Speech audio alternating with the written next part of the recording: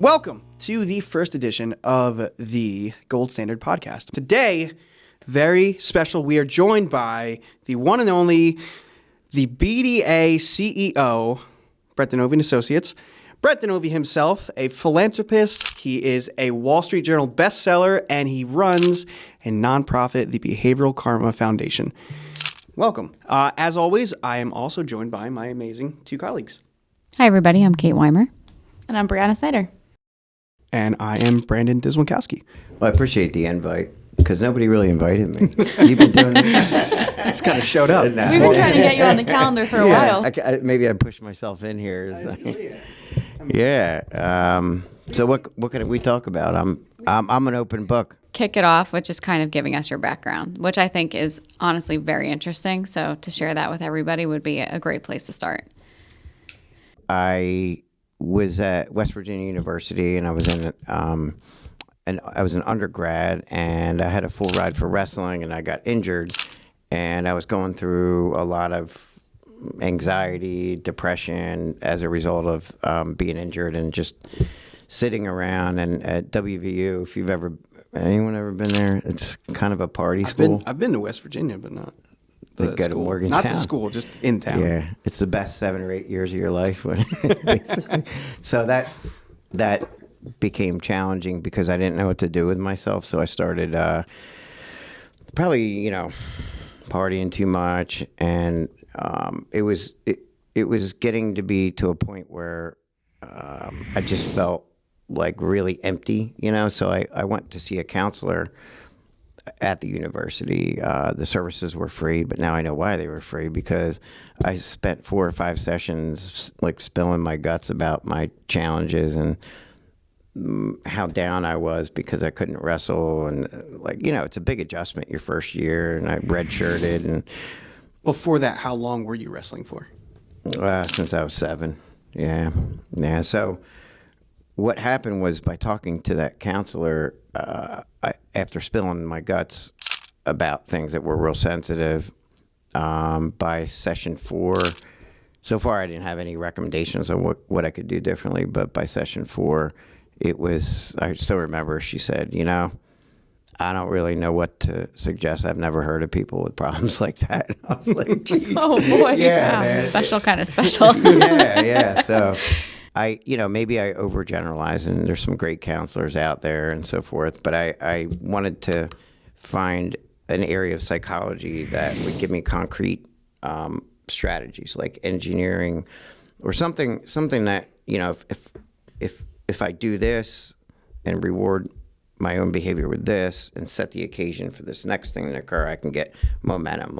And that happened accidentally in an undergraduate behavior psych course, and started learning about how to manage my own behavior, set goals and things like that. And then I was like, wow, this is really a concrete thing instead of just talk therapy where I spilled my guts and, So when that occurred, I really, I got some suggestions from my mentor, and who was teaching an undergraduate course, and then I realized that these principles could be used to apply to myself, to kind of pull myself out of this funk that I'm in, which was one of the hardest times in my life, being away from home first year. I was able to get attention for being a good wrestler, and then I wasn't getting any, and everything just kind of came down on me. And at that point, once I started studying that, I really found that there were all these measurable things I could do to improve my own situation and my own mental health. And when that occurred, I was like, I got to study more. So at that point at WVU, I started taking more and more courses. And then I started, I met Dr. Julie Vargas and Dr. Ernest Vargas there. And then they kind of took me under their wing. And I got lucky because I had an opportunity as an undergrad to learn from, Skinner's daughter.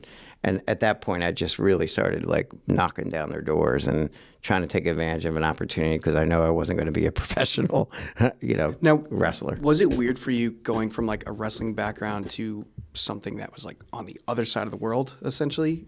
Yeah. Because did anybody else question, like, dude, you're a wrestler. Like, what are you doing? You don't know science? Yeah, yeah. I felt a little bit at the time like I didn't fit in with the guys on the team because I was really into it, you know. And I was talking to my coach, who was great. He was really into psychology. His name was Craig Turnbull, and he was really into behavioral psychology at the time. And but it was unusual, like shifting gears. But you know, when you have like major challenges going on, in order to decrease something that you're trying to get rid of, like a bad habit, you got to replace it with something. So, you know, that replaced the need to get out on the mat, and when I was injured. So, Did you go into college undecided, or did you have a different course of study as your major? I went in psychology. Oh, so you originally start. were in psych. Yeah. So then did you just take one of Julie Vargas's class, kind of like just stepped into it, didn't know what you were getting into, and then it kind of like grew from there? Yeah, it was actually when I realized it was actually Dr. Ernest Vargas's course. It was an intro course that you take if you're going to be a teacher, you know, and basically kind of like getting through my own problems. You know, a lot of us, you know, you study certain things that you want to work on for yourself or your family, and that's what I realized. And then got lucky that she and Dr. Vargas gave me the opportunity to teach the course. So they gave me a graduate assistantship that paid for my grad work for a master's degree, and it was great. I got to teach a course, and I got a lot of feedback regularly from both Dr. Ernest Vargas and Julie Vargas on just how to create interaction from students, and how to I was actually having to chart on acceleration chart the progress of college students, and I was only a couple years older as a grad student, but it was life-changing, you know. Yeah, especially when they were in the back of the room taking data. Yeah. You know. Really washed underneath like a microscope, basically. Yeah. Yeah, that's what it felt like. Now, when you spoke about this kind of stuff, like ABA or any kind of psychology in front of your wrestling buddies, what was the reception like? You know, I mean, it was just kind of like, where did this come out of left field, you know? But given our coach was really behind that, and we had a sports psychologist, Ed Etzel, his name was, who actually coached the rifle team to be number one in the nation for many consecutive years, just using similar strategies. Yeah. Mm-hmm. That's awesome. It's crazy Yeah. how often you see people are using the strategies and they just don't know that they're using them, Yeah. especially in sports. So Yep. it's very cool. Especially the fluency part. Mm-hmm. So, like, the part that I learned that was incredible was just that you could teach something to a college student, you know, and until they can do it fluently and they're timed on it and like charting on an acceleration chart, until they can do it fluently, you basically don't really know how to do something and generalize that skill and do it in different settings unless you can do it at a rapid rate. So just realizing that what demonstrates, you know, an expert from someone who's a novice at a skill is how rapidly they can do it. And it's weird how in sports, you know, it matters, like swinging a bat at a certain speed to hit the ball, swinging a golf club, all those things, you know, require fluency. But in academics, it's rare that, at least at the time, it was rare that they measured speed. Yeah. So now, if you took that experience, you started teaching the courses, and then kind of like, how did your life unfold after that? Was it almost like a new awakening, or was it? Did you just feel like, hey, this is my new path that I'm on? Yeah, I mean, then I had an opportunity to do an internship for an organizational behavior management company called Continuous Learning Group. Great mentors there, Julie Smith and Leslie Braxick. They were doctoral level folks from the behavioral psychology department that blended with the industrial engineering department and created this company. They were consulting with UPS, with, at the time, Bell Atlantic, and some companies you guys were too young to even know about. But at the time, I was given an opportunity to implement behavior science in these large organizations, and it was pretty cool. I was just a student, and I would type up some of the notes that the trainers would do when they would go down to Atlanta for UPS, and it was amazing they were able to take 16 phone centers, consolidate them to be more productive, just using behavior analysis and OBM, and not have to change their whole UPS. I should probably we'll bleep out the name of UPS. Yeah, we'll probably bleep it out. But it was just amazing being part of it. And then suddenly I got a paid opportunity to do it. So it's interesting because I see a lot of folks that are at Aubrey Daniels were at Continuous Learning Group at one point. So I had that opportunity just to apply the science towards organizations, And then the third one was I work for the Marshall University Autism Training Center. So I would basically, in southern West Virginia, I'd be driving all over with my food in my cooler, my timers, my reinforcers, and That's all too familiar. I was going to say, that sounds like you guys. you know what I'm talking about. Right? Everybody felt that. Yeah.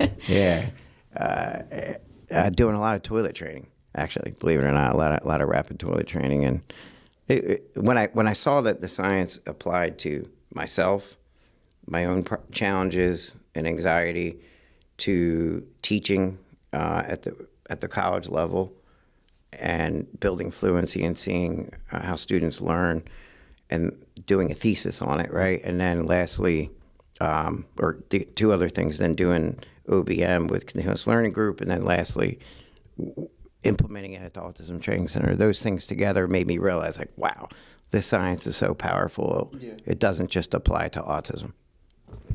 So I have a question because I feel like I'm a little on the outside. I'm less fitness oriented than the rest of the table, so I want you guys to help me out with this one. With increasing the magnitude of the work that you're doing, the lifting, the exercises, do you then feel like you need to thicken the schedule of reinforcement, or do you keep it the same because that's the consistency and fluency that you've already known? So like as you've grown and you kind of took on more responsibilities, then it became like you started teaching courses, then you were driving around doing toilet training. Did you then have to thicken your reinforcement, or did you keep it the same because that's what you knew and that was what was fluent? When you say thicken the reinforcement, you mean in what way?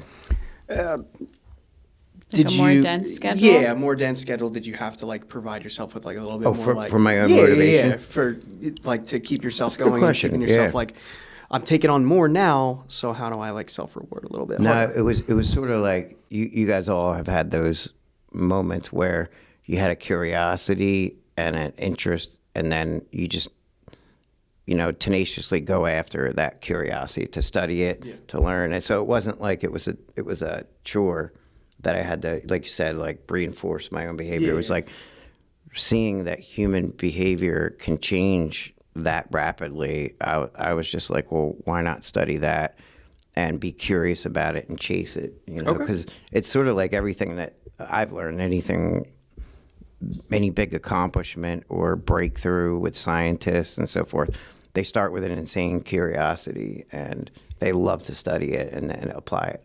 I was just going to say I can relate to that because I was a god-awful student, if anybody knew me growing up, and even up until my undergrad. So when I went for my master's and I started studying ABA, it wasn't a chore anymore to study. It wasn't a chore to read. It wasn't a chore to, practice the material. It almost became naturally reinforcing because you started to see it happen in real time, and there is no more like, I have to provide this external force of reinforcement. It was just learning and being able to acquire that and apply it was reinforcing enough to continue to want to grow that skill set. Yeah. So that even explains it better. It was sort of like there were so many opportunities of just natural reinforcement by doing it that I was like, wow, this is keeping me going. And there's probably people out there too that are like, reading is such a chore. There's never something that I like to enjoy reading, but I can say I felt that way. And then when I went for school for ABA, like I would breeze through things and like read them. Yeah. It didn't take me 3 and 4 times to read things like how it would have maybe an undergrad. And I just truly believe that's just your interest in something and your natural pull towards that subject. Yeah. So it does take a special subject for people to want to learn that way. Yes, because that's kind of what I was getting at is like the more you grow and the more you succeed, do you then feel like, because I think a lot of people who are scared of pursuing more in the field, they feel like, well, I'm at this level and I want to go for a BCBA one day, but I feel like I'm going to need more. I feel like I'm going to have to take myself out to dinner a little bit more, or like that pizza every Friday night type thing, because I'm going to be taking Yes on a and little bit more no. workload. I was going to say, it's not always rainbows and sunshine when Yeah. you're going for your master's. Whether or not you like learning it, it's still going to be tough Yeah. at some point. But also, I think about what my schedule looked like when I was going for my master's, and it was like full school day, 2 home cases after school, and if it wasn't home cases, it was grad school. Yeah. And then like I was doing homework, I was doing things, but it never felt like, oh my gosh, I'm burnt out. Yeah. Where other people might be like, wow, this is a lot. So I think it's a combination of still taking that time for yourself, but also you have to really love what you're doing. Yeah. I will say, you can be burnt out. But it's just a way of navigating that and finding a schedule that works for you. Like, we went to school physically. Like, we drove to school, and not that it was crazy far, but like now there's so many programs that are online that fit people's schedules better. Maybe they learn better online. Like, where I am like I need to be physically in person. And we've talked about that. Yeah. I would just start gazing into like, I don't know, the background, or like not paying attention more, and like physically being in school. Like we've Brianna and I have talked about this off the podcast, but there were certain things that I did that made me more apt to pay attention. Like, I would force myself to sit in the front row, and all my friends would be like, what the hell are you doing? And I was like, well, this is the only way I'm going to pay have to do attention. this. So I need to be here. Like, those types of things. Now, taking that question and going back to strictly fitness, and this I kind of want to apply it to you too, is now that you guys have kind of like increased your training, and even when you were in wrestling, when you were like kind of winning a little bit more matches and just like on I guess like a more consistent training regimen, did you feel, knowing what you know now, did you feel like you were reinforcing yourself more? And obviously you guys as well, like now that you're kicking ass a little harder, do you feel like you have to reinforce yourself more? Again, I think health and wellness for us is a passion. And although like it is a passion, there's going to be days that I don't feel like doing it. Like, I don't wake up every day and spring out of bed at 4:30 and be like, I can't wait to get to the gym at 5 a.m. And it's not that I don't want to be there and I don't want to do it. It's just some days are harder than others. And I don't need to provide myself with an external reinforcer, because after I leave, usually those endorphins kick in, and I'm like, I kicked ass, I did it, I got through the hardest point of today that I have to do, and now I'm ready for the day. It's, again, that naturally that reinforcement kicks in. And some days are automatic. better than others. So it's what I found is the application of behavior analysis based on when I wake up that day. Some days there's no rhyme or reason. There's days I'm just so unmotivated, and other days I wake up like ready to take on the world. So what I do is just the way I organize the tasks. So if it's really a rough morning, what I'll do is I'll line up a bunch of things that are easier to accomplish to get the momentum, and just build that momentum, and each thing gets a little bit harder, but I have the momentum to get into it. But then I think days that I feel really pumped up, I'll take on the most difficult tasks. So I think sometimes just rearranging the order of things. So I guess the answer is there's times I got to use reinforcement a lot more than I thought I would need to, But then that, this went into a whole, I can get into, I don't know how long we're talking, but then I went to a whole second phase of challenges that was worse than the first. Obviously we want that. I just figured since we were on a little bit of a fitness journey here, I figured I'd like to talk about that and move, because I know that graduates to your book, and I wanted to dive into that as well. But just to talk about reinforcement, I think a very large part of that when things are tough that way is that self-monitoring piece. And I know we'll dive into that with the book, but I think that's one of the core pieces, that self-monitoring, because you're practice telling yourself no, like when you don't want to do something. And that's such a huge part of self-monitoring. And the more you practice that, the better you'll get at it. And the more you tell yourself no and you just get through it, you'll push through that tough, difficult, like getting up early, or maybe like you said, that motivation is low. And once you push through that, you see it's not too bad, and then eventually you'll contact that natural reinforcement. Yeah. Or it is too bad and you still contact it anyway. Yeah. Yeah. I mean, I found that things that appear to be insurmountable, that are really difficult, when you lean in and really tackle those things, even when you're really, you're scared of it, when you lean in and tackle those things, when you come out the other side, you know, that's really what kind of builds the character, and it builds the resolve and the resilience, you know. I mean, it sucks every time there's a challenge that seems like it's going to be an uphill battle, but it really is something that builds your confidence. Exactly.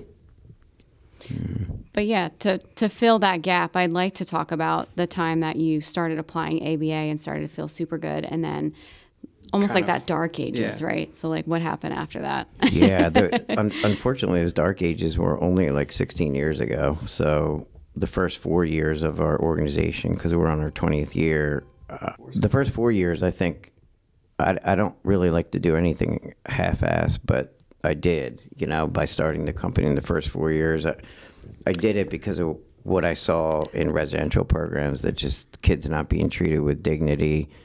And maybe I started a little bit prematurely because at the time I was drinking too much and just getting in trouble, you know. But you were going to say something. I was actually going to ask what was the push for you to start your own company, and then you naturally answered that. Well, So it was, you know, kind of like realizing that I had 20 years ago, like I had 3 jobs back to back where I realized that I didn't feel like I fit any of the molds that they were looking for in an employee. And after seeing individuals in residential programs being put in mechanical restraints and then things that were more for the convenience of the staff, I realized that there's got to be a better way. So I remember at that point starting the organization, that was a tough time to do that. And then 4 years later, I mean, the pressure got to the point where 4 years later, drinking started increasing. A lot of pretty bad habits started to occur. And at that point, I can't think of a time that behavior science came in at a better time for me to apply it. What I realized is that I'm like, I can't just be a behavior analyst during 9 to 5 hours. You know what I mean? That I got to apply this all the time in order to get out of this rut. But that 15 years ago or whatever, it was like everything happened at the same time. Bankruptcy. First it was like chapter 13 or something. Then I was so broke, it went down to chapter 7, which is better, by the way. for the I was going to say, so you learn something new every day. Yeah, so then I got and then I got divorced. I didn't want that either. The hard part was not being able to see my daughter Olivia. So you know when there's certain things that occur that you're like, I got to make a change. So and then I guess the other bad part was really not having somewhere to stay. So when you hit that rock bottom, I just remember waking up on some of the places I woke up. Like one of them would often be the bus station, you know. And This was all while running a company? Yeah. Wow. And not doing it well. Okay. You know, so 15 years ago, it was like I just made a decision. I'm like, the empty feeling of not being able to see Olivia due to the courts and my own behavior, it was all my fault. You know what I mean? Is when I remember waking up one day and just making a list. You know, what are the things that are getting in the way of all the things I care about the most? And it turned out it was the drinking.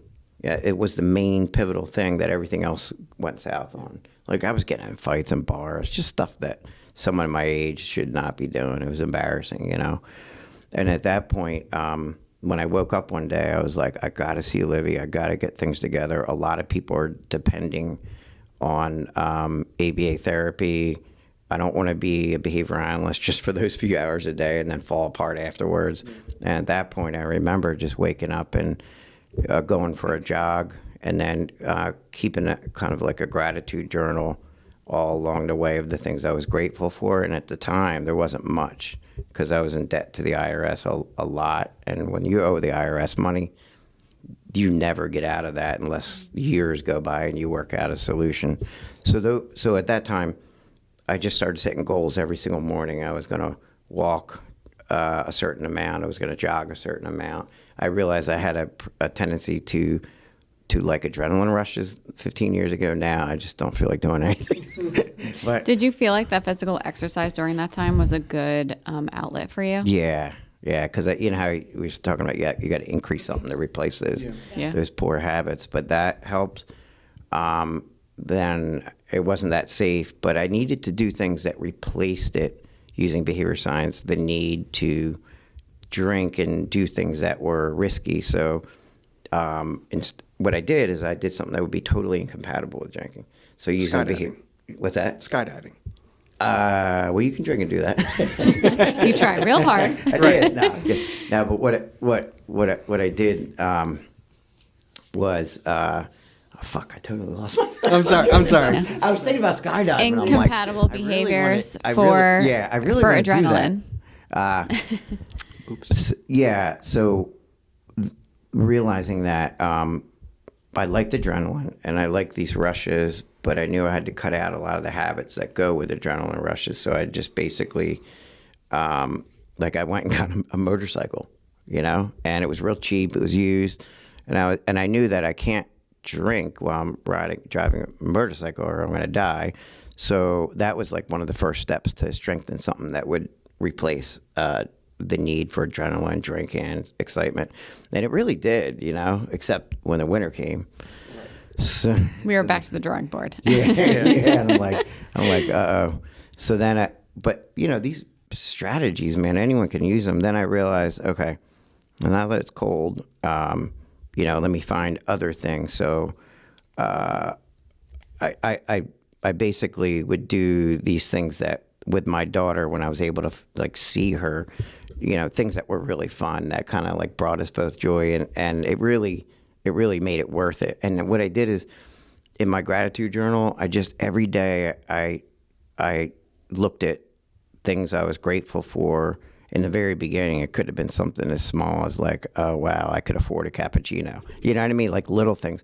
And then I look back at the journaling and years into it, it was like, wow, we just opened a company in another state. Right. Like it's like all the scale that. of it just went. Yeah. And the momentum just built. But I felt like I had a lot of things to make up for. And I feel like that still. I'm constantly trying to do good things because of whatever the hell I did then. Half of it I didn't remember, So Sounds like you're applying that adrenaline to new and bigger and better things, like opening a center. Like that's a lot of adrenaline too. It does. Put a lot on the line, and then when it's successful, it's like, wow, I fucking did that. Yeah, yeah. Entrepreneurship is a gamble every day. You pay, you hit the payroll, you get it out, and then you're wondering about 2 weeks later to get, it's almost like everything is a gamble, and then when you open up in another country like we're doing, you see the risks there. So it's like all those things. I think I realized that they were ways to engineer the environment to minimize the need to go drink. Yeah. When you were first starting that gratitude journal, did you have anyone to report out to then get that reciprocal feedback of hey, you're doing great? Yeah. Believe it or not, it was my attorney. She was the only one who really cared at the time. I ran out. I mean, I barely had money to pay attorneys, but finally I had enough. And I had one attorney that didn't get rid of me because I could pay her. Yeah. As momentum was gaining, she actually was kind of holding me accountable, which was really cool for an attorney to do. And I still refer her to a lot of people at BDA. To be fair, is this attorney holding you accountable for the fact that she wants you to win the case, or because you guys genuinely had a good relationship? Her son. It could be both. Well, I think it was genuine because her son was a wrestler who went through a bunch of things when he stopped, and she's just she's a real feisty individual, and we just kind of vibe that way, and she cared enough. I'm sure I was being billed 0.15 hours per text message. But it sounds like you guys had a pretty unique connection that way too, being that you guys both understood the wrestling game and the struggles that go along with that too. Because let's be fair, wrestling is a rough sport. Yeah. Yeah, and I'm sure that mentally and physically. I was going to say that the mental piece probably for wins and losses. Yeah. Well, not only did behavior analysis help with getting out of the bankruptcy, the situation with divorce, seeing my daughter, having a place to stay, but it actually impacted so many other things throughout my life, and I don't know if it's like that with you guys, but every day I can't help but think of a contingency that's like I'm operating under, and then if too many days go in a row where I'm not happy with my performance, whatever it is, with my family, with the business, then I realize I have to make a change, and it's kind of like, and then everything, it's like you don't want to change two things at once. All the things we learn, in school, that I don't want to change two variables because I won't know which one is having the improvement or a bad effect. It's just being very calculated, which isn't a negative thing. I honestly see that as being very proactive and positive. I do want to go back, though. So when you were coming out of that time, what do you think was like a pivot point for you to be like, things are definitely changing for me? They're looking up. Yeah, well, it was like I was on a treadmill the first 2 years trying to undo things that I messed up. But there was a point when I was able to take a paycheck, and that, like, because it would be like, how do I make? I still remember Brian McConnell, man. He stuck by my side. I was constantly asking people, like, can I delay your pay because we don't have, the money hasn't come in yet. When you're running an operation like that, you can't mess with people's pay. That's like the worst thing you could do. And I asked him too many times, and he was so flexible with me. But the moment that I knew that things were going well is that we had no delays in pay, 15, 16 years ago, no delays in pay. I could take a paycheck, pay my bills, and slowly work out of the debt. Yeah, that was a good feeling. Thanks for asking. Yeah. Mm-hmm. Where do we go next? I mean, I said I wanted to get into the book, but I didn't want to jump the gun if anybody else had any other questions. That's why I was looking around. I thought you had a follow-up. Oh, no. I was just trying not to mull over anything else anybody wanted to ask. But if we're cool with moving on, then I'd really like to ask how you got to the book, because there is a gap of time between those two events. So, So, how did we get to like 2020, 2021 after all that? Yeah. I mean, basically when Dr. Paulie Gavoni and I wrote the book, we basically were just telling each other stories about how we used the science and applied it. For him, it was in coaching MMA. For me, it was all these other messed up things. So he had his shit together a bit better than me. But I guess after all these years, being in a routine and knowing what you need to do, I don't know about you guys, but when I'm on vacation for too many days in a row, and if I don't stay on a regimen, I see you guys stay on a regimen. I was going to say, I don't know. I could stay on vacation for a while. Couldn't tell you. Yeah. Too many Shirley Temples. No. Too many Shirley Temples. That's what I'm saying. Well, it's sort of like when you're out of your element, and everything that you set up so that you're productive and happy, like it's just not there, and you're kind of. I'm just like, what do I do with my hands? Yeah. I'm constantly struggling with that, but then vacations now have a little bit more meaning. I think because I've learned to set my environment so that I have a little structure, I will say I get that. Like, it almost like causes like an internal anxiety of like, yeah, what am I doing today? I don't know what I'm doing today. And like when I go on vacation, Bree knows, like everybody's like, can we just see where the day takes us? And I'm like, no, I need to know what I'm fucking doing. I'm just along for the ride. We need breakfast at this time. We need to work out at this time. And that's just me. That's what makes me feel comfortable and confident. It sounds like you have a lot of those same things too. Yeah. I will say within the book, I think it's really nice that you guys broke it down in a way that you applied it and showed everybody that you're doing this every day. And the more you become cognizant of that, the more you will apply it. Do you know what I mean? Like the more you shed light on something and saying like, oh, I do that and it does work. So I'm going to do that more. And I think that's what ABA has done for me is like, we know things that work for us, but we don't know why. But when you get that why piece and see that other people are doing the same things and it works for them, you'll be more likely to continue to do those things. Yeah. And I think the biggest, I don't want to say turnoff, but maybe fear of applying too much ABA to your own life is using the same principles or analytic terms that maybe only apply to certain school situations or learning devices or something as simple as shaping. Like when you think of shaping, you're thinking about shaping up like a specific behavior like hand washing. But then you could take it 10 steps farther and you could shape up the way that you work out or the way that you lift or the way that you run or the way that you Turn off technology. The way that you shape up your positive books. behaviors, increasing life for yourself. And it doesn't just have to be this specific behavior of shaping up hand washing. And I think a lot of people get caught up on those very specific analytic, I think you're right. strangleholds of, all right, well, I'm going to engage like a high P frequency or a high P sequence. But that doesn't just have to be like doing task A, B, C, question 3, 4, 5. It could be, all right, I'm going to wake up, I'm going to pick up my laundry, then I'm going to go make myself coffee, then I'm going to go brush my teeth, then I'm going to go drive to work. Especially when you were talking about like accomplishing something hard and then knowing the why that you're doing it. What I have learned from the science is that since we look at trends and we look at over time instead of just like a data point, like knowing that if you stay the course and you just keep grinding away, that the overall trend is improving versus having a couple bad days. Yeah. Just knowing that the science is about trends in behavior, and you're going to have outliers, you're going to have bad days, and you're going to have really super good days, but as long as the trend is in the right direction. So that it kind of helps you realize that there's these scientific laws behind it, that if you just keep plugging forward and you don't give up and you keep your goals in mind, you can accomplish anything. Yeah. I think that's the thing too. We get so tied to just working with individuals who are on the spectrum that everything else gets lost. And you had said that you had the opportunity to work very early on in your career outside of autism. And I think that's so important. And I think a lot of clinicians coming out of school don't get that experience.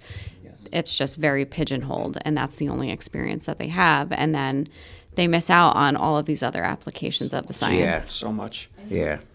At least I have talked to so many behavior analysts. They're like, wait a minute, you do that, use behavior analysis for this or that, and they don't realize that they should also be aware of their own behavior. Just anything. They're like, oh, I didn't know. Like, I just go and work, my 9 to 5 in a clinic setting doing DTT all day. Like, what do you mean I can use this on myself, where I never realized? Or they don't have people to hold them accountable, so they don't realize that can be a part of it. And then once they become more aware of their own behavior, they're like, oh, I can do this, or I can engineer my environment so I can be more successful. You should see my house. Everything gets set out the night before. My whole environment's ready for the morning, so I don't forget anything, because I will forget my head if it's not attached to my body. So it's like little things, like I'm leaving things by the front door that way. And then if someone in my house moves it, I'm thrown off. Yes. I'm not leaving the door.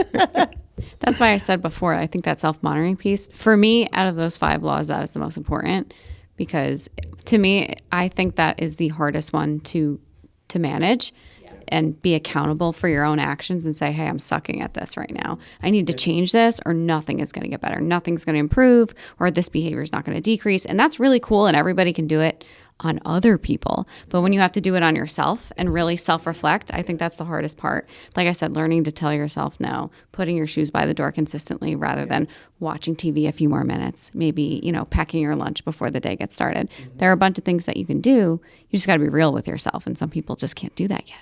Yeah. Yeah. Or that, I think that report out piece is big for people too, is like not everyone feels comfortable reporting out to someone. Yeah. Because maybe, I don't know if it's embarrassment or they feel uncomfortable. It's going to be uncomfortable, especially if you didn't meet that goal. If you're reporting out to someone and you're like, oh, sorry, I didn't do it. Now at least for me, I'm just motivated by the fact that I don't want to tell someone else, no, I didn't do it. I would rather report out and be like, hey, yes, I did this. And then, let's move on to that next piece. I think that, that's the biggest piece of it too, because I don't think progress should ever be comfortable. I think you should always have to feel some discomfort to like finally move on to something. One of the biggest things that I have experienced in the last 2 years is like I finally started saying no to certain things. Not everything. But I've learned to say no. And I remember the first time that I told somebody no, and it was so very small for me. Did you die? I was just going to say, pretty much I what you were exploded. saying no to, was it detrimental? In my head, yes. But it was very much not. I told a waitress no. and And he's still I here to live. crumbled, literally crumbled to pieces. I was like, oh, I'm so sorry. I meant yes. But, then I kind of moved up to like bigger and better things and learning how to actually say no and manage my time or say no to things that give me more pleasure in life or that are evoking in line better with your goals. Yeah, or in line with Some my things are goals or giving me distractions. better responses. Those are the things that ended up mattering. But in the very beginning, I was so uncomfortable. It made my skin crawl to like even be like, no. Right. Well, like what if we're talking about the same thing, that I think we are when someone's asking you to do something or like to help them or something. What I've realized is that I'll let people know. Not that I don't accidentally start to take on things to help, and then I realize I can't. It's better if you just you're really direct with someone, and they ask you if they're asking you for help, and you let them know.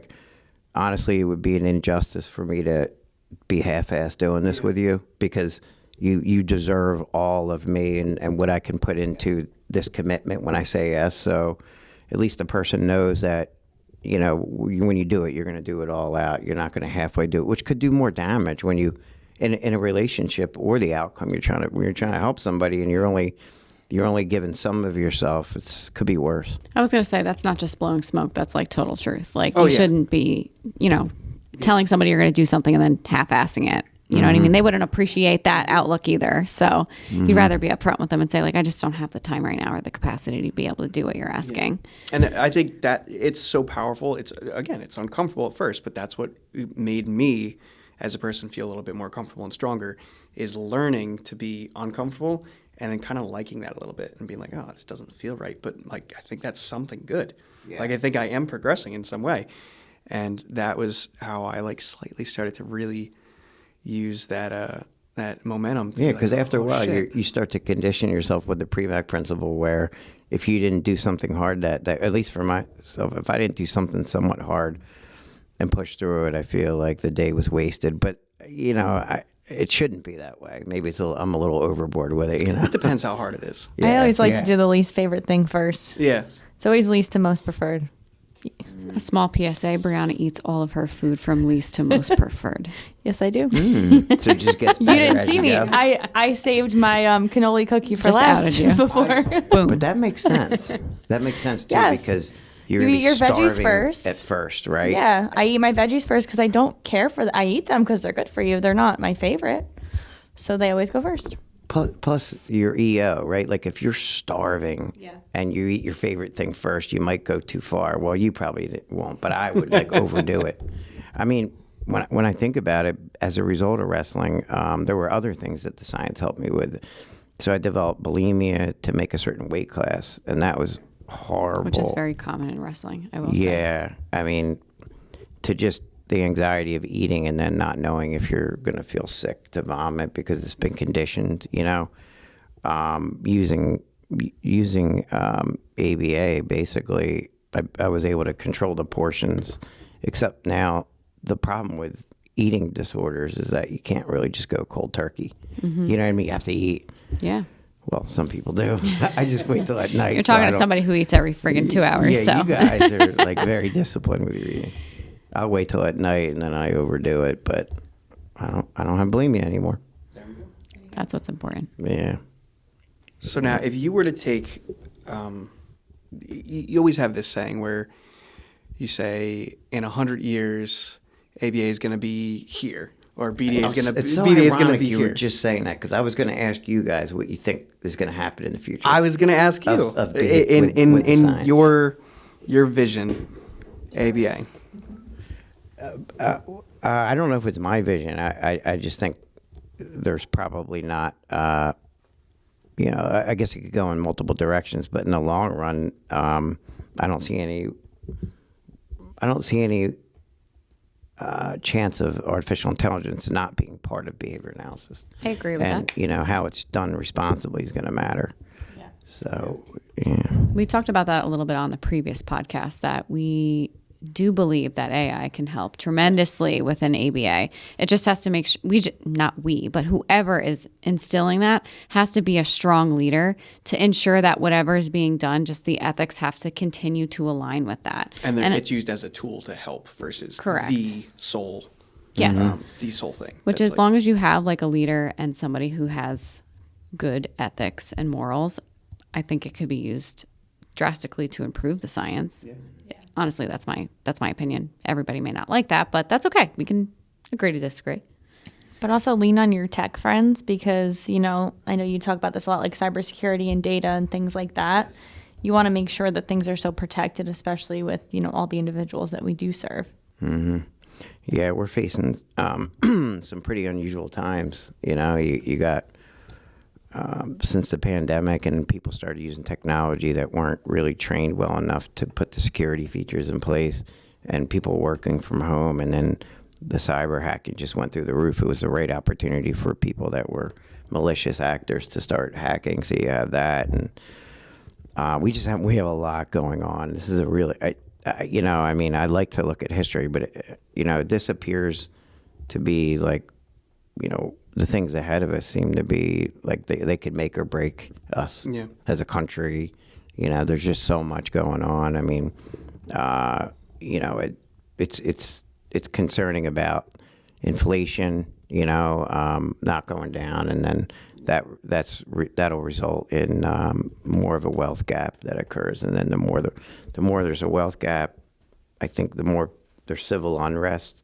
I mean, we're looking at this year, an election year, and if the gap continues to widen of wealthy and those that have and don't have, that's going to create a lot of civil unrest. So it's like, at the same time, looking at the macro things, like it's like a perfect storm that I think we just have to navigate carefully and ethically, So, everything from at that meta level, you have unemployment is some of the lowest it's been for quite some time. So you would think that's great, right? But it depends. I mean, with very low unemployment, it means it's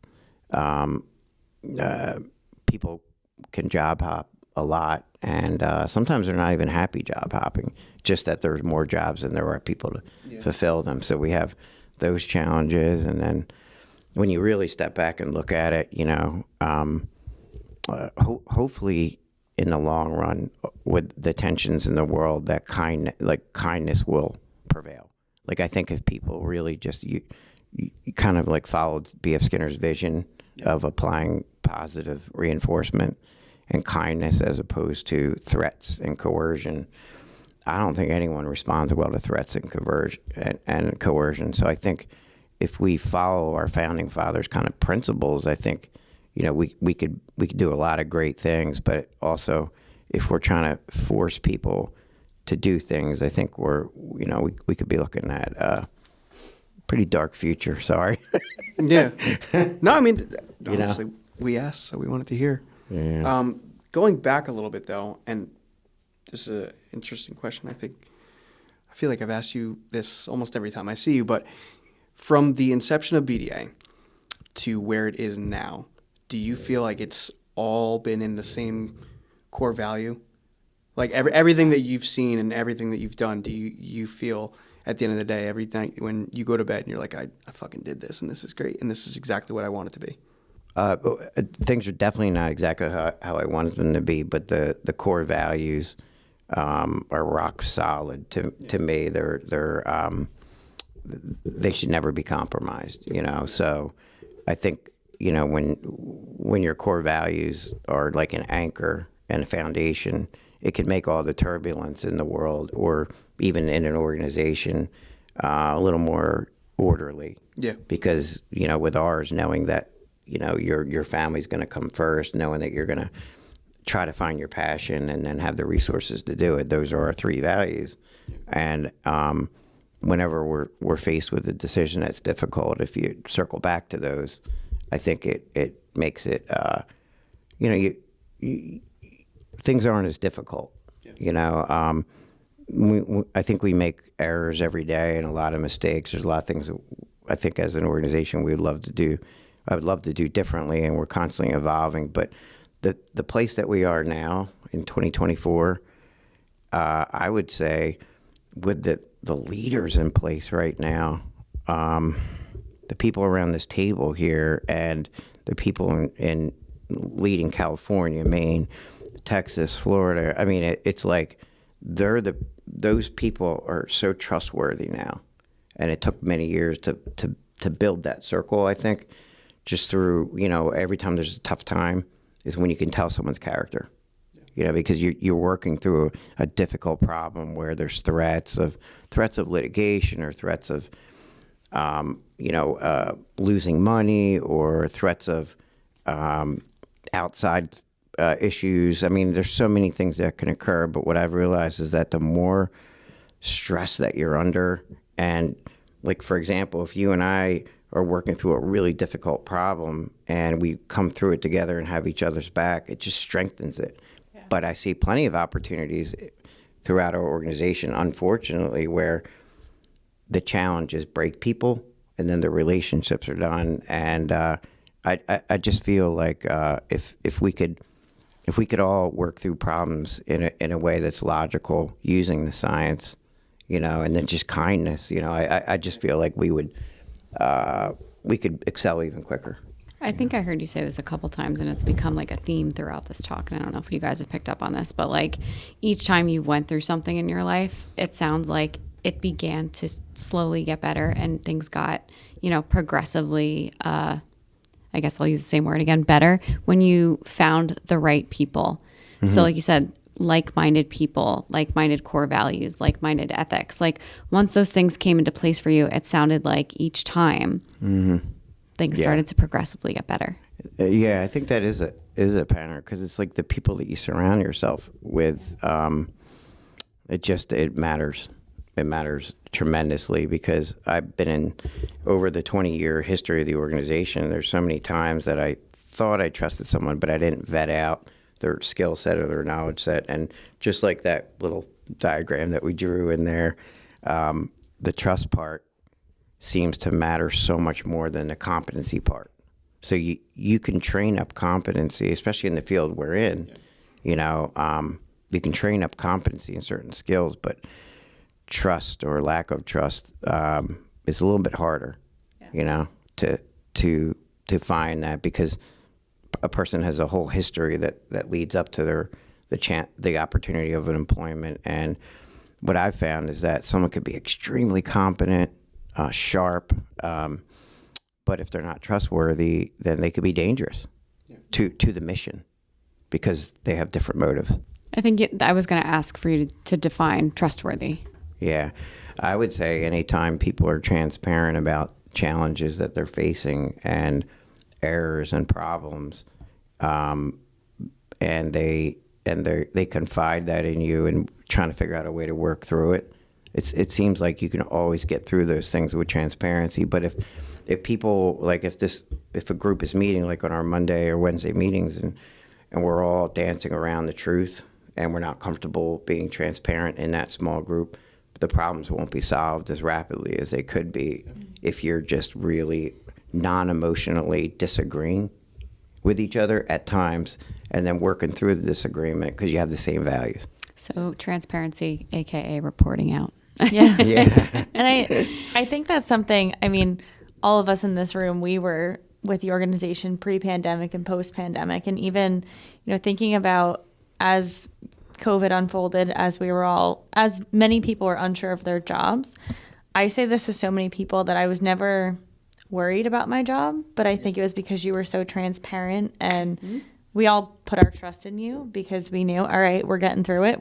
We all still have jobs. We weren't told otherwise. We're good to go. And you really kind of almost took everyone under your wing, down to like, hey, who needs toilet paper in their house and things like that. That's right. We were dropping off hand sanitizer. To be fair, well, that's good to know. That's really good to know, because that's and what the I videos really are strive fun. for. Yeah. To be fair, I was stuck in another country, and every day Brett reached out and he's like, do you want me to ship you anything from Amazon? Like literally, I don't know anybody else who would have asked me that, or any other organization that would have offered to send me toilet paper in another country as I was stuck there for 2-3 weeks, whatever it was. I really feel like if you can, I remember our folks were doing that, and they were happy doing it. They were dropping stuff off to, like even plexiglass to some schools, that needed it at the time, and little care packages with masks. And I feel like if you can help get through something pivotal for someone, and then they can launch on their own and not be dependent. I feel like that's one of the goals of behavior science. And I think one of the areas that we might fall short as clinicians at times is that we lead people to success, and then we create a dependency instead of weaning our presence so that they're doing it. And I think when you talked about the self-monitoring part, the self-monitoring part of your own behavior, because you're measuring it, and it's changing it, and you're letting someone know, that in itself creates independence. Because soon, at some point, you don't really need the person that you're reporting to for accountability, because you've established that habit. You might need them for something else. Well, let's be fair too. If somebody's hand-holding, right, and you're not doing so well, you have one more person that you can blame for your behavior. But when you're pushed to fly and do it on your own, it's like, wow, now there's nobody I can kind of like say like, hey, this is partially your fault. It's like, no, you got to take full accountability for all of those actions. You know what I mean? That's your behavior. So Which I think you can that's still a part have of it feedback too. on, but Yes. it's just about accepting that this was me. Yes, exactly. Which is hard. Yes, It is. really is. I mean, it's so much easier to blame someone else when, you're having shortcomings. But I think when you kind of self-evaluate and see that it's happening over and over, like I said 15 years ago, I'm like, oh, I can't blame my ex-wife. I can't blame anything other than my own behavior. Yeah, but It's refreshing. It's the hard. I was going to say that is the hardest obstacle to get over is, again, to accept your own actions. And I'm not going to sit here and say it's easy for me 24/7 or for anybody sitting at this table. But once you do that and accept that, it's so much easier to make those small changes that you were saying earlier. You would make like those stepping stones that would lead to larger ones. And then when you do that, it becomes more fluent. Like you're talking about that fluency piece. So it's just getting over that initial hurdle, ripping off that Band-Aid. Yeah. And moving on, and then it gets a lot easier after that. Yeah. Yeah. The future is so exciting, and it's also so daunting. And depending on, directions we go, we're in that pivotal part right now with all these things happening. I think the most important thing is that people stick together, through tough times. Yeah. And have each other's back and really pick up for each other, no matter what the circumstances are. Even if you think someone may have screwed you over, I think if you could just err on the side of, giving them benefit of the doubt. And then if it happens multiple times, then you really get screwed. Yeah. I've been screwed a lot. Speaking of direction, would you mind if we talked about Jarvis a bit? Sure. I mean, Jarvis is a bit untested. Can we preface what Jarvis actually is and maybe put a clip okay. of him in this podcast? Oh, sure. Yeah, Jarvis is just Boston Dynamics robot called Spot, and they call it a robot dog, but it doesn't look a whole lot like a dog. Basically, he, so to speak, is kind of untested. Billy and I had been working on it at my house first for safety reasons, but Jarvis basically can learn a routine, and then he actually trained Jarvis to kind of like walk the perimeter of certain areas of my house, like almost like a guard dog or something. And it's crazy because it can you can record everything and see everything, the video. So Jarvis, or Boston Dynamics robot, is actually something that right now is being used more in industrial settings than in military settings. So right now, if there's an industrial setting that's unsafe, the robot dog would go in there, check gauges, go. They can in like places sniff that, out bombs too, right? Yeah. And it's got some. You can add one payload at a time on top of it that gives it more features. So what I'm working on with it right now and with Billy is just we won't really have its full capabilities until we go up to Boston at the end of July to get some training. But right now, with what we're doing is it's great because both from a physical standpoint, if there are people with physical disabilities, it's got the arm and it literally can support people, and it's pretty strong. It remembers its previous routine after you lock it in, and it can adjust if there's something in the way. Physically, it just goes around it. The capabilities are out of this world. What could occur? I mean, I think that one payload actually is set up where you can actually see if there's someone behind a wall, if the wall is not too thick through like the heat signature. I might be using the wrong terminology. It can tell people's temperature. I mean, the things that it can do are so vast. I don't even know exactly how we're going to use it yet, but we're going to keep testing it to see how can it support people with disabilities and our staff. Well, the other thing is it'll be hooked up to a large language model, and it will have a speaker, and you'll be able to go back and forth and converse with it, and it could even help people pass the exam through like if people aren't really into reading. Just like an interview model. Back question and and forth. answer, Mm-hmm. And then the little arm moves like this, So it just, I don't know all the things it can do, but I know that we have to get ahead of it and we have to learn it in order to be,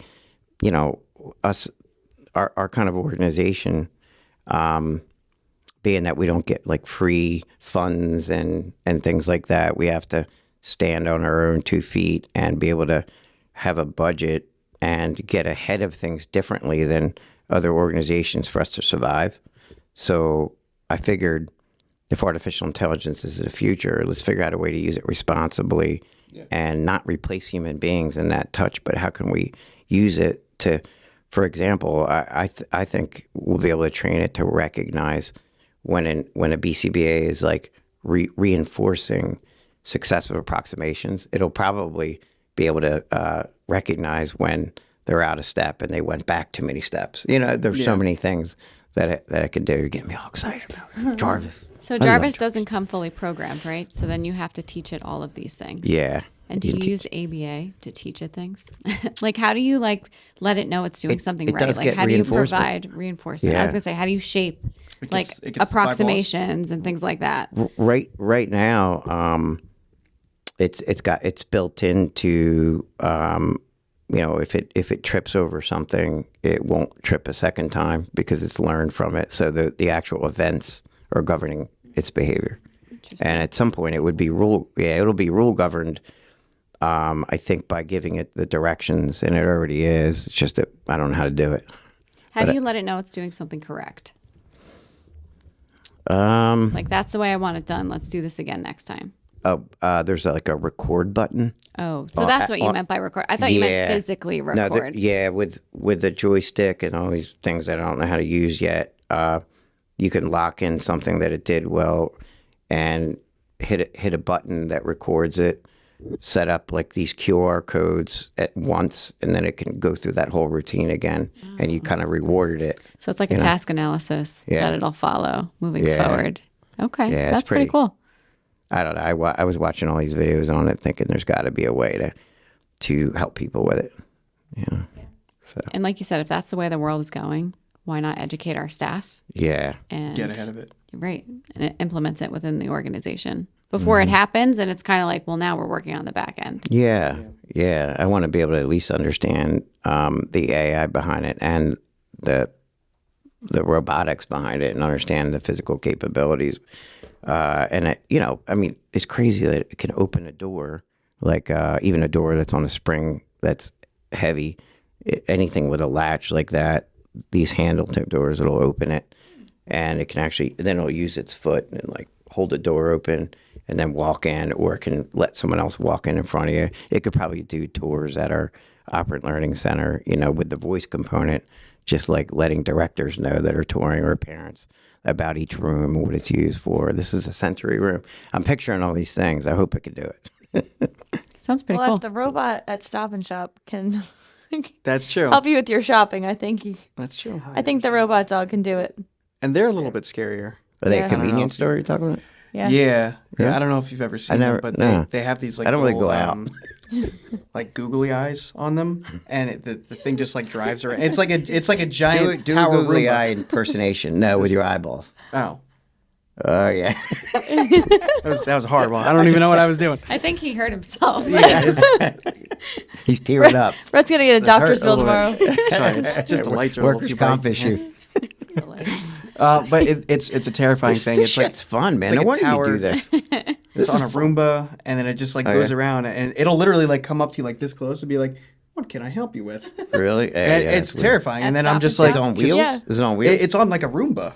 It's like this giant towered Roomba with like this googly eye and a smiley face, and it shit. comes a up to little people, creepy and that it, they put that it on like, there, but- Yeah. and when it's not asking you about things, it's like shouting out like, "We have sales on hot dogs today." It's like this. I don't know. It's like a drunk grandpa. It's like going through the store. So if that thing can help shoppers, I can only imagine what I do know Jarvis is that gonna there's do. a restaurant in North Jersey too that the robot serves you. No. Yeah. Uh-huh. Yeah. Yeah. It does bring us to that larger conversation. I mean, when you're looking at unemployment being low, you're looking at minimum wage being increased, say in California, for fast food, I think, workers. Yeah. I'm trying to remember. It might be 20 an hour or something like that. The challenge is that, these businesses that are obviously they're there for a profit, they're quickly going to start using the automation if they're not already to make the burgers. And you've seen, they have that capability now. So I think if government can just be, look forward and get ahead of things, they could probably prevent jobs being lost, because then what I'm worried about is people losing purpose. And a lot of people find purpose through their work. And if AI is replacing too many jobs, I think we're going to have a lot of folks that don't feel purpose in a career. It's going to sound you very come from trivial. gambling? No, I Oh, don't. okay. I was going to say, has thought that's why anybody you're looking seen at that me. movie, Wall-E, No, I've never seen it. from Disney? But everyone never says even heard of that it. It's literally so Yes, I've seen accurate. So, you have. Okay. It was Van Wilder. So anyway, the synopsis of the movie is there's this robots, take over everybody's jobs. What's his name? Wall-E? Okay. Why are you asking me that? You saw the movie. I know. Just come on. He's testing you, I guess. I'm just going to keep going. And people lose their purpose. They sit in a chair all day long, and then they just watch TV, and robots do everything for Everything them. for them. And then they forget how to do all of these things, and it's just kind of like it was a real reality check, and it was a kids movie. So I mean, like if it's what could happen if we don't get ahead of it. Yeah, it is something I'm, kind of worried about because if you don't have purpose and the why, like we were talking about, I mean, what do you stand for? And what do you do with your time if, you can spend it with family? I mean, but I do think we'll probably increase like our gross domestic product. We can probably produce more things. We can get a lot of resources. But at some point, I forget what politicians are talking about this, but at some point down the road, there's probably going to be that universal basic income because there will be resources, but there'll be people without jobs. So a lot of folks are going to need a certain minimum amount that's easily distributed because AI can produce it. Everything from when you look at agriculture, how far we came. It used to be all these little farms. Now we're looking at these large farms that can mass produce. We're going to have situations like that where there just aren't the jobs. There's no jobs, and then you start to lose the quality of things, right?